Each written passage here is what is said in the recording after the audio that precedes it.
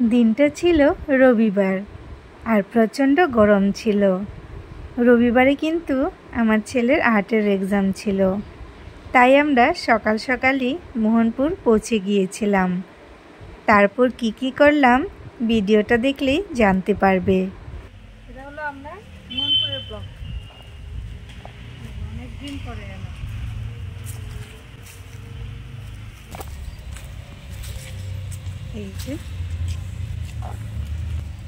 এই যে state bank, এটার পিছন দিকে কিন্তু আমাদের বাড়ি।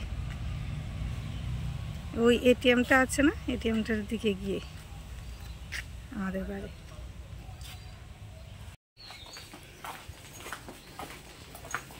আমার কাছে তো বল আইসে খালি ধরবো হনে টিভি। কথায় আছে না, ভাগ্যে না থাকলে কোনো কিছুই হয় না। মোহনপুর যাওয়ার পরও কিন্তু ওই দিন কীর্তনের মহাপ্রসাদটা নিতে পারলাম না। রবিবারেই কিন্তু আমাদের মোহনপুরের কীর্তনের মহাপ্রসাদ দেওয়া হয়েছিল।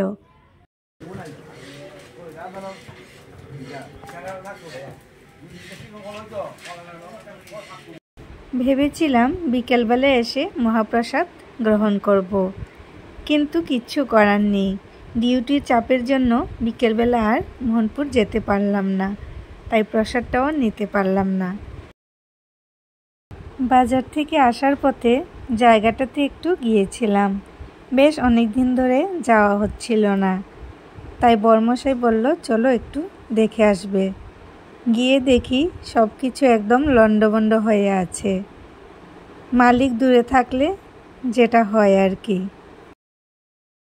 যাই হোক, বাজার থেকে ঘরে চলে এসেছি, আর এসে দেখি মায়ের হাতের রুটি আর সয়াবিন তরকারি মোটামুটি হয়ে গেছে। মা কিন্তু রান্নাবান্না করেই রাখবেন বলেছিলেন, আমরাই না করেছি রান্না করার জন্য, কারণ মায়ের হাতের রুটিটা আমি মিস করতে চাচ্ছিলাম না। এত টেস্ট হয় বলার মতো না। এই যে বসে পড়লাম রুটি নিয়ে।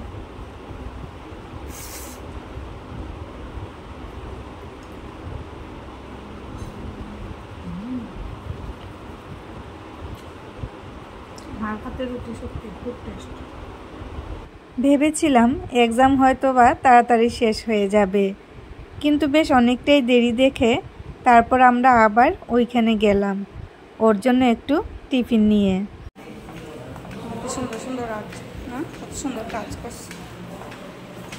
বাবা পোকেমন, পিকাচু পিকাচু পিকাচু।